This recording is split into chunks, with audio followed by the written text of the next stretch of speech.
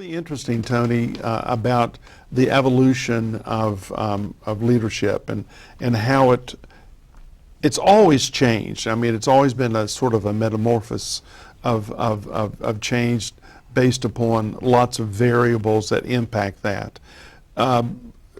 What do you see as being some of the key elements of change that have taken place in leadership development, leadership organizational structure, those kinds of things over the last couple of years?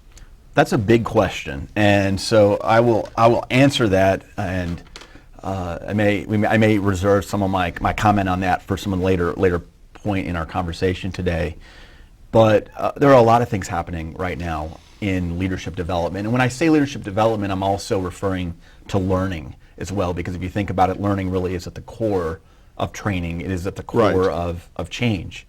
And so one of the first things that comes to mind for me is that organizations are being required to do more with less.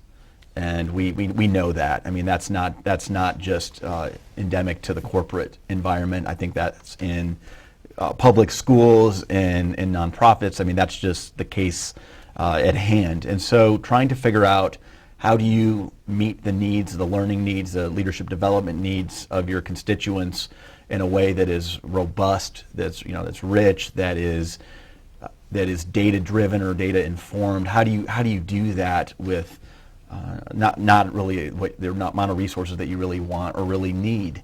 And so that's one of the first things that comes to mind. But to take a step back, I think that it's important to also mention some things that have happened recently in terms of the analysis of the leadership development landscape. There was a major study conducted by Harvard, and it was released, I believe, in 2016. And what they did is they looked at a sample size of at least 1,200 executives, 1,200 mid-level managers. It was about that type of population in a variety of corporate environments, to find out what they think about their leadership development experiences. Keeping in mind, many of them would be more of the traditional types of experiences where they may go to a class either in person or online, learn something, and then go back to their job and hopefully apply it. In this study, it was determined that 75% of the respondents, the participants in the study, indicated that those leadership programs were ineffective. Whoa. And this was not just isolated to the United States. This was looking at leaders across the world. And so that's very problematic. It's very embarrassing, really, when I think about the work that I do. And it's also acted as a catalyst to really help drive what I'm doing and how I'm approaching leadership development, organizational change, team effectiveness in a way that really gets at what those major issues are. And when I think about the issues, the reasons for the ineffectiveness that was reported, it goes back to many things that you and I have talked about over the years. One of the big things is that, and by the way, this leadership development industry, this training and development landscape is a multi-billion-dollar industry worldwide. It's huge. And so if 75% of those programs fail, that's really, really a disgusting situation to be in. And so some of the reasons for this include things like the training, the content is not connected to a larger organizational change initiative. We know from our experience that when you do training, it's best to align that with shifts that are desired within that organization, whether they're structural, whether they are related to engagement levels, whether they're related to performance, but you need to combine it with that. You need to have a senior champion that will help drive that. In fact, you need them to be a part of the training at some level. Not just in their office working with the door closed while everyone else is going through it. They need to be an active participant in that. And I think that another major reason why these programs fail is because they're often divorced from context. The content is divorced from context. So people are they remove themselves from their day-to-day activities.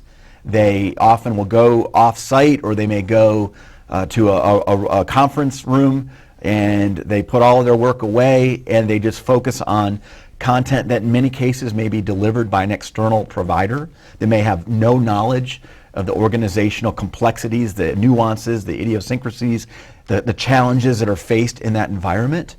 And people don't really know what to do with that content. They may leave feeling good, they may leave with their brains full, but at the end of the day, what do you do with what you've learned? How do you apply it? And so we know that many programs do not intimately connect content with the context and really help guide that learner in the process of making immediate application. It's like you learn it on Monday and you apply it on Tuesday. And so those are some of the things that kind of come to mind right now. I've got a few other things that I'm thinking about as well, but I may hold off for a minute on those. Well, I know once you get started, it's difficult sometimes to get you to stop. As you were saying that, and of course, our experience in recent years has been at two different levels. My level and most of the work that I'm doing now with the consulting that I'm doing is within the educational realm. And I'm thinking of the classroom teacher, I'm thinking of the school principal, I'm thinking of superintendents and people in the bureaucracy of state departments of education. And so many times what they've done and what they're exposed to is disconnected from the context, as you said, of what the day-to-day issue is. And in working with principals, I know that the societal changes have been so great and so impactful. They're having to sort of juggle, their day-to-day leadership and crisis management at the same time, and sometimes the context is not even a part of consideration. Mm-hmm. And so I know that's is something that probably happens at the larger societal places. Do you see that happening in organizations today? I do, and I think that there are some other things that are happening as well, and they're not necessarily endemic to the United States alone. They are things that are happening globally. We celebrate technology. We celebrate the idea of innovation, and unfortunately, I've seen many people, like even in education, when you were talking about education, they think that if you put an iPad in the hands of a child, you're being innovative and you've addressed that need, and that's really silly to me. Nothing wrong with an iPad, but if you don't equip that learner and the instructor to know how to educate and how to help create healthy habits of how to use that, how to apply it, then you're in trouble. And related to that I've seen, and this is a global issue, is the atrophy of attention spans. Uh-huh. And we have a major problem. And if you look at data, if you look at research findings that have happened over the last 20 years, our attention spans are literally dying. And if you think about, even watch television, if you watch commercials, how fast those edits are occurring, that's happening for a reason.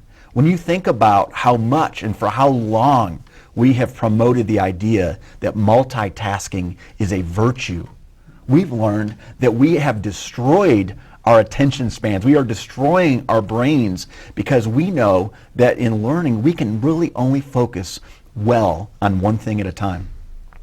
And for a relatively short attention span. Yes, and it's getting smaller because of what we've been doing. Right. And so, there's this idea now that we're starting to see in industry and in literature of the idea of single tasking.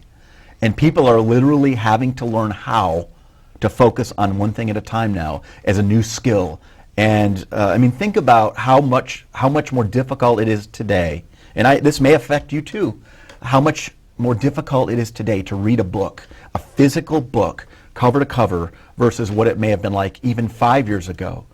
There's a reason for that. We've got our phones on, we've got our tablets on, we've got our computers here, we've got the TV on in the background, we've got music on in our headphones. All this is going on at one time, all these various sources of stimuli.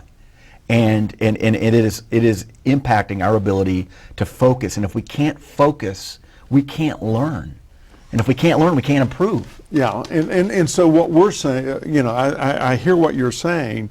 So okay, Tony, how do we go about in our work helping organizations, helping old leaders, not in the sense of age, but experienced and emerging leaders? How do we connect the dots in such a way that they're successful while the train's moving due west, but at the same time adjusting for all of these changes that are taking place, whether it's a small organization, a large organization, or even within the broader community? How do you go about doing that? I mean, I think it goes back to education. Okay. I mean, I think that we need to make sure that leaders, that educators understand, first of all, to go back to technology, that technology in and of itself, the iPad, the phone, the tablet, those things are not an answer in and of themselves to learning. They are a tool,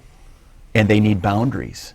And the learners, the users, need to be educated to understand how to use it most effectively. I also think that as we talk about this broader issue of development, leadership development, as we were talking about before, it's important to understand how people learn. There is a lot of work being done right now.